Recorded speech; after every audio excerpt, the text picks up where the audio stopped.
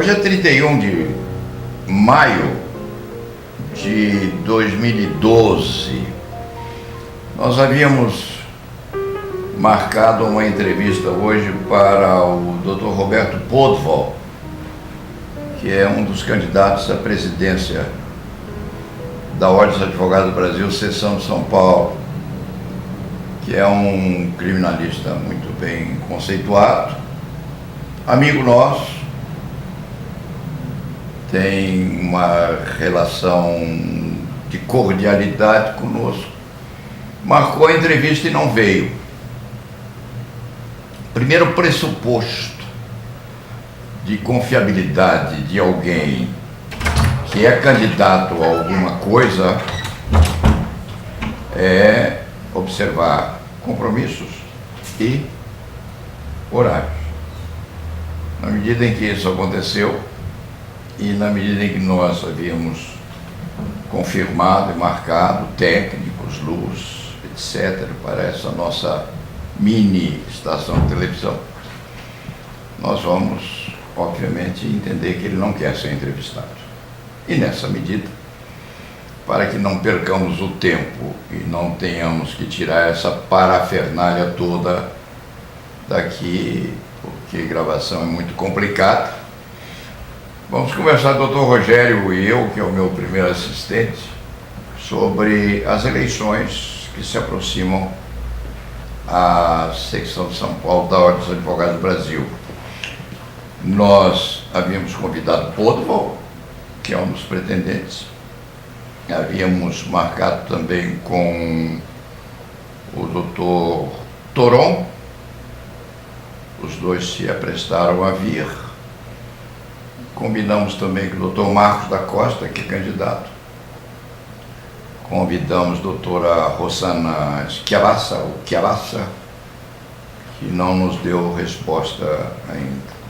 Nessa medida, nós temos doutor Podval, criminalista, doutor Toron, criminalista, doutor Marcos, que é um advogado muito conceituado no civil e que hoje é vice-presidente da Ordem, doutor Sayek, que também pleiteia, doutora Rosana Schiavassa, já foi candidata uma vez, ou duas, uma vez à presidência do Conselho da Ordem, já tem experiência na chamada política normal, porque foi candidata a deputado,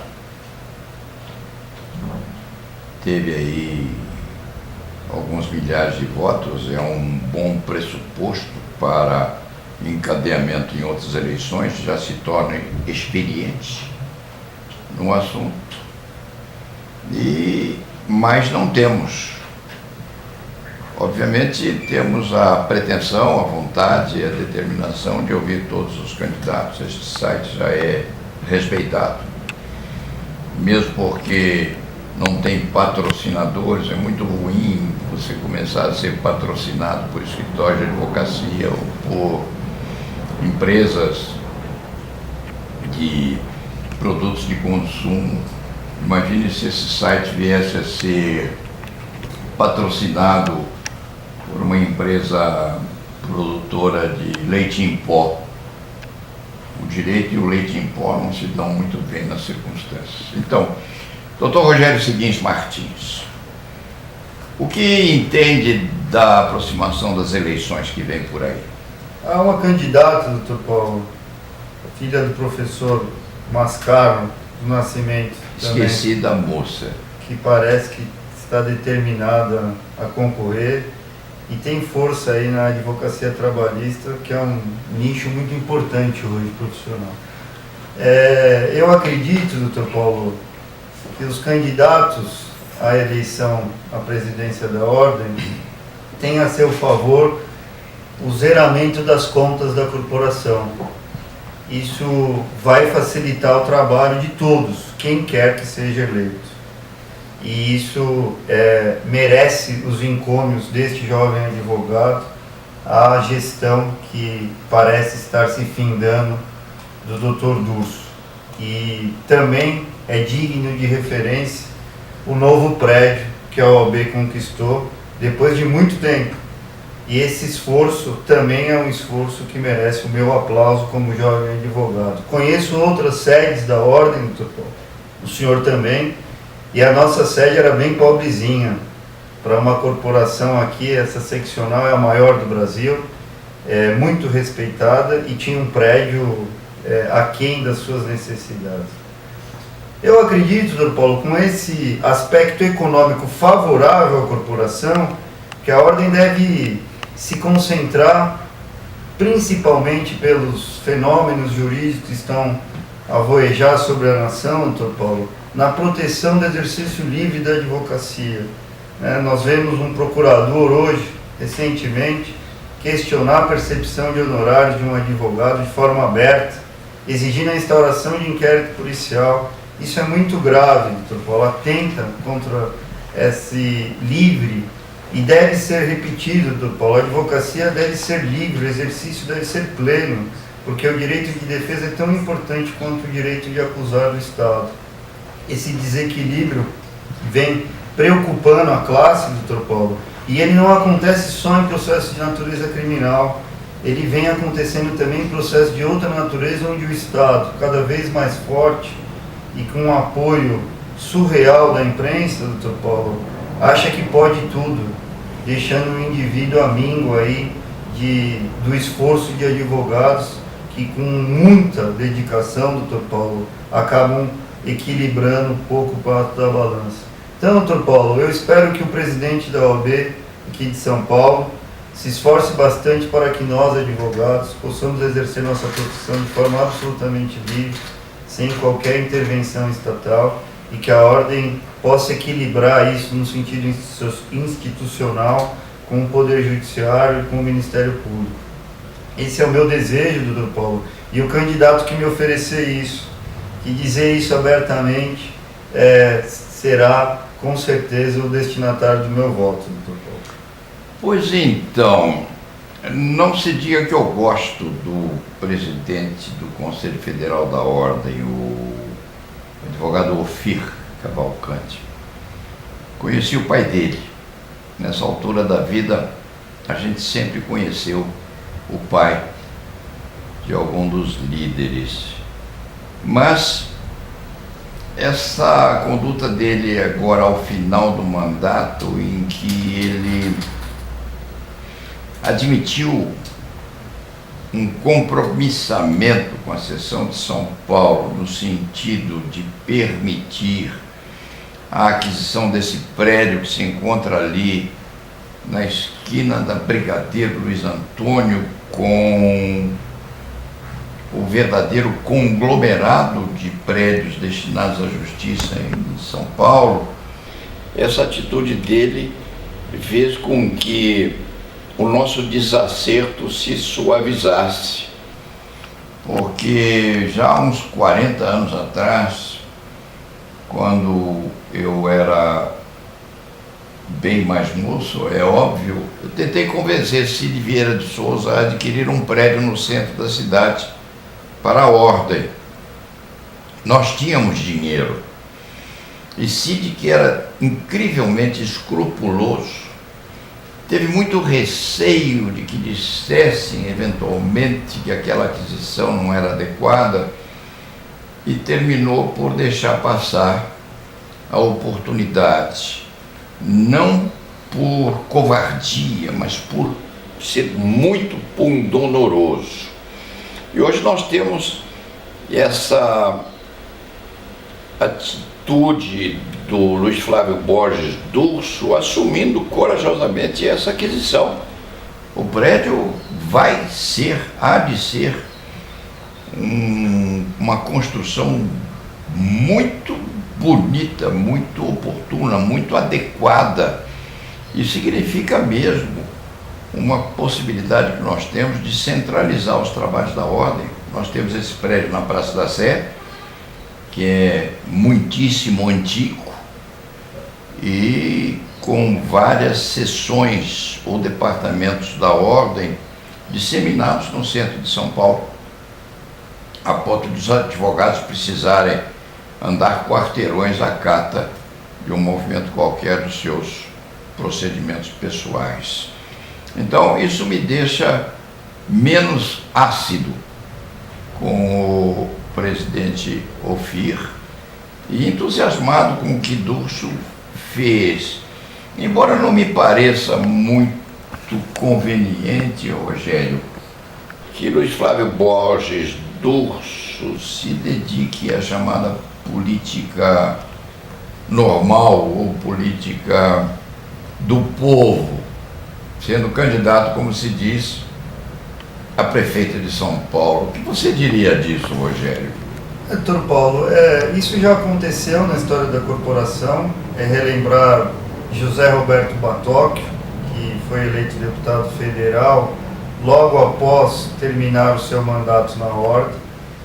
Eu acredito, doutor Paulo, que o Durso deva se desligar da corporação. Seria um pressuposto que me deixaria mais tranquilo para fazer qualquer avaliação. Ele o fará nos próximos dias, creio eu. Seria importantíssimo isso. Todo advogado, doutor Paulo, tem uma verve política. A Universidade de São Francisco elegeu presidentes da República, alguns importantíssimos. Acredito que o Durso deva ter se despertado para a política do povo, doutor Paulo, e que seja um bom político e que não se conspurque aí, porque os políticos não têm dado os bons exemplos à nação, doutor Paulo. Eu espero que ele haja como um advogado e não se transforme num político aí qualquer, doutor Paulo, sem qualquer perspectiva de um futuro. E que defenda a classe dos advogados, né, doutor Paulo? A Prefeitura de São Paulo, por exemplo, está querendo cobrar mais impostos da classe. Ele poderia defender uma bandeira aí de isenção aí para os advogados que estão sofrendo aí com impostos altíssimos, doutor Paulo. Seria uma bandeira política destinada à corporação que ele representou aí nesse longo período. Ele há de sofrer críticas, sim. Sim. Mas eu me recordo, você lembrou que todo advogado tem uma tendência ao exercício da atividade política muito grande. E eu nunca me deixei levar por essa messianidade, mas é sedutora a tentação de se buscar a experiência a vida na ordem e passá-la para a política externa. Eu me recordo, inclusive, de que o próprio criminalista que hoje defende aí um dos envolvidos em procedimentos penais relevantes na República já foi ministro da Justiça, há um outro que foi consultor-geral da República, há um terceiro que foi ministro da Justiça, nosso ex-batonier.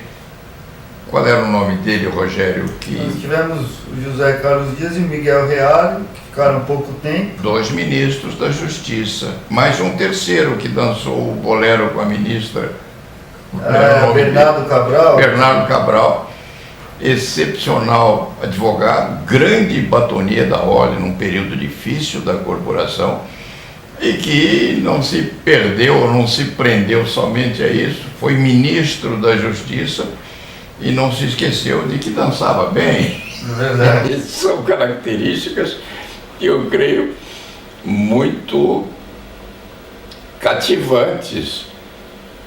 Dentro desse contexto, a própria Rosana já foi candidata a deputada, tem essa tendência à política externa e dá trabalho à moça. A moça é corajosa, dedicada, teimosa, obstinada, e foi a única que não respondeu ao convite para ser entrevistada aqui. O Podval se esqueceu, não é? Mas na política, como no amor, não se pode esquecer das coisas, principalmente quando elas são bem aferidas, bem marcadas e bem conduzidas. Evidentemente, ele há de se desculpar mais tarde e explicar por que faltou. A gente, quando falta, é sempre porque tinha um outro compromisso mais sério, mas não se pode faltar a uma audiência e nenhuma explicação ao povo. Se você perde a audiência, o juiz decreta a sua revelia. E se você perde a oportunidade de se explicar ao povo, de repente, Perde voto. ela não vem mais com as nossas desculpas. Mas na medida dos compromissos que nós temos também vai ser difícil a remarcação. Quanto às eleições à Ordem dos Advogados do Brasil, em São Paulo e no resto, nós temos aqui uns 300 mil advogados, não, Rogério? E nós somos realmente uma parte importante na decisão dos destinos da Prefeitura de São Paulo. Eu não tenho a mínima vocação política. Para mim, PDB, PSB, PT, são coisas que não me dizem particularidade alguma. Minha vida nunca se prendeu por partidos políticos. Eu tenho uma vocação muito grande em gostar ou desgostar de homens e mulheres. E nós gostamos dos homens e das mulheres, candidatos e candidatas à política externa, na medida, e interna também, na medida em que eles tenham poucos pecados, ou na medida em que possam bem esconder os pecados que têm, porque perebas todos nós temos. Então, nós escolhemos com certeza aquele ou aquela que menos perebas possa exibir. Dentro desse contexto, nós temos problemas éticos também, não, Rogério? Porque as eleições à ordem precisam adequar-se em classificações éticas muito bem postas, o respeito à vida individual, à intimidade, a eventuais defeitos que o candidato possa ter, que são defeitos que fazem parte da unanimidade do ser humano. Como você vê essa coisa? Como será essa disputa? Você acha, Rogério, que candidatos ou candidatas hão de procurar estabelecer os defeitos postos na alma dos oponentes? Eu espero que isso não aconteça, doutor Paulo, mas numa eleição tão concorrida como esta, isso pode vir a acontecer.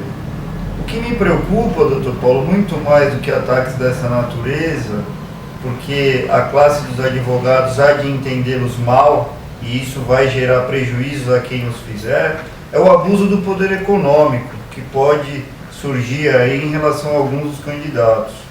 Eu não sei se uma disputa pode ser justa, com um tendo à disposição 5, 10, 3 milhões de reais, e um outro candidato tendo à disposição 200 mil reais. Para mim, isso há de influir muito mais. E creio que as eleições da ordem devam seguir, doutor Paulo, na minha opinião, o rito do processo eleitoral clássico, onde o abuso de poder econômico é proibido, é vetado e vai se transformar em crime aí pela proposta regulamentada aí pela nossa ilustre comissão que está mudando o Código Penal e alguns outros tipos em legislações especiais. Isso me preocupa bastante, doutor Paulo. Quem é que traz esse dinheiro aos candidatos? Como esse dinheiro é alocado na campanha? Há prestação de contas do que é gasto? Há interesses aí de escritórios estrangeiros, por exemplo, que querem uma benesse qualquer e apoiam um determinado candidato? Tudo isso precisa ser muito bem explicado.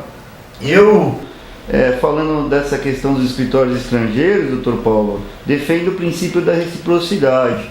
Eu não vou conseguir advogar nos Estados Unidos, na França, em Portugal, talvez eu consiga na Angola, mas admitir que advogados norte-americanos tenham aqui bancas estabelecidas para proteger as suas próprias empresas e dizer que isso faz parte de um jogo de mercado, como o Dr. Toron alega, que isso tem que ser discutido e refletido, para mim não precisa ser discutido.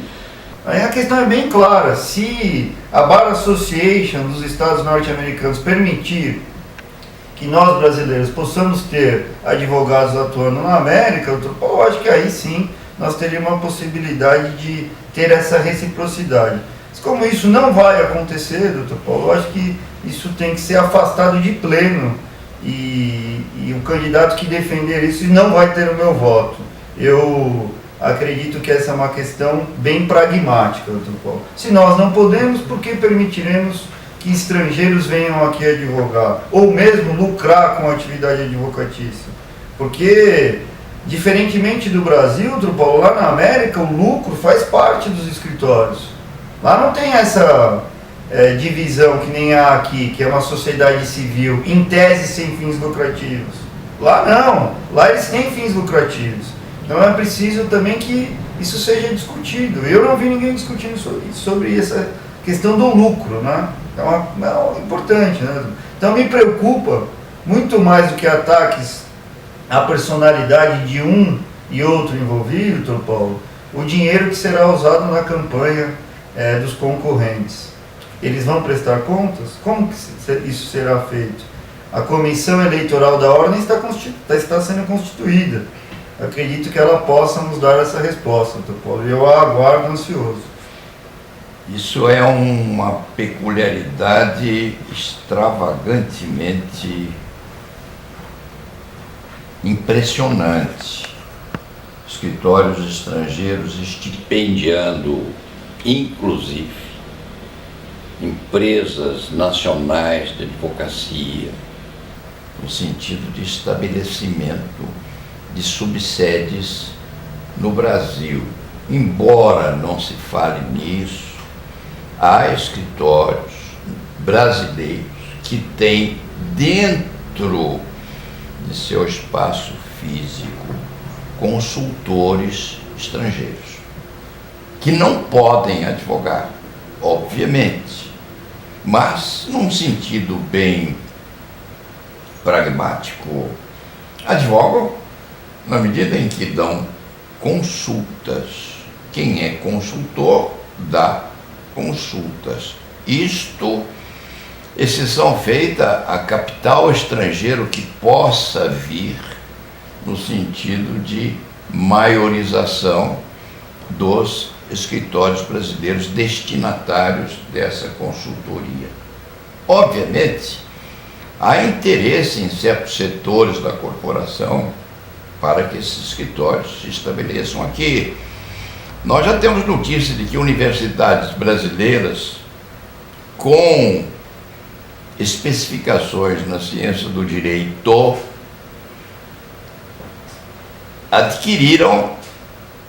foram adquiridas essas universidades brasileiras por universidades ou por capital estrangeiro, principalmente americano. Porque o estudo e a ciência do direito no Brasil passaram a ser um ovo de Colombo, é um alto negócio.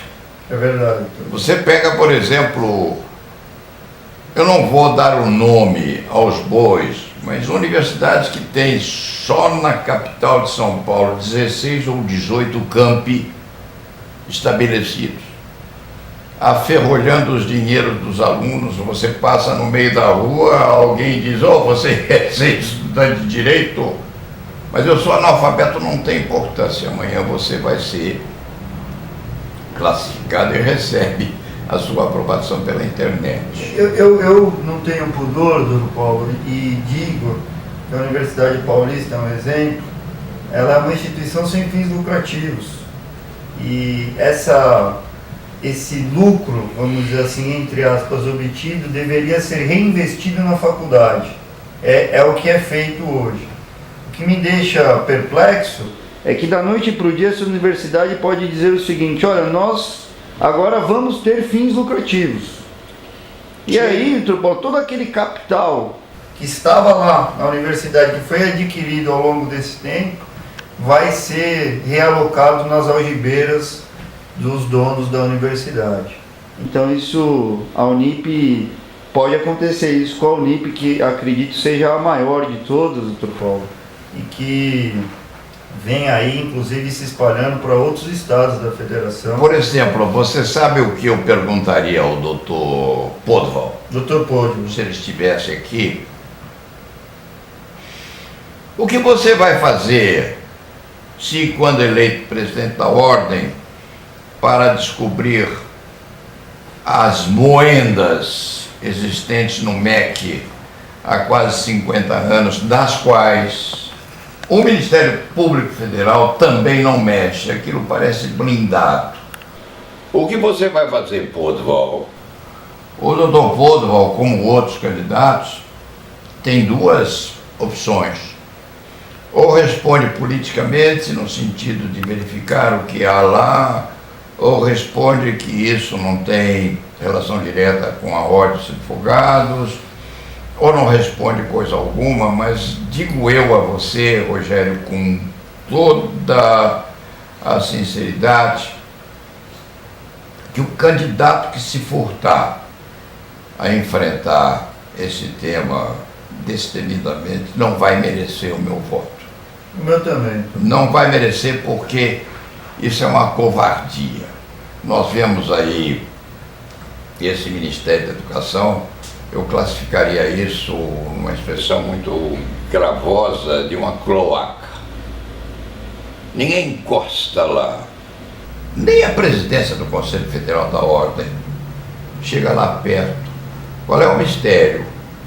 Qual é a blindagem? Qual é a magnificência daquele ministério que escapa a qualquer pesquisa, a qualquer verificação, a qualquer increpação ou incriminação? Vamos ter outras opções de mas fica por aqui a minha sintomatologia com aquela atividade que é uma atividade que conspurca o ensino nacional. Se o candidato se furtar a uma resposta dessa natureza, não há de ter o meu voto. Então, os convidados, se e quando vierem, porque Podval já não veio, se e quando vierem, vão ser inquiridos, e eu digo antecipadamente sobre isso, o que pretendem fazer com o Ministério da Educação no Brasil. Isso é extremamente importante, porque uma pressão da ordem em sentido estadual, nós somos 300 mil advogados, pode produzir um resultado muito bom. E por enquanto, doutor Rogério, ficamos por aqui. Se e quando os outros candidatos não quiserem vir, paciência. Se esquecerem do compromisso, também paciência. Este site não faz questão. Nós temos hoje, entre um acesso e outro, cerca de 20 mil acessos mês. É muita coisa para um site que não tem empreendimentos externos e que não tem produção intelectual estipendiada por bancos ou empreendimentos de outra natureza. E ficamos por aqui e vamos terminar, e temos dito.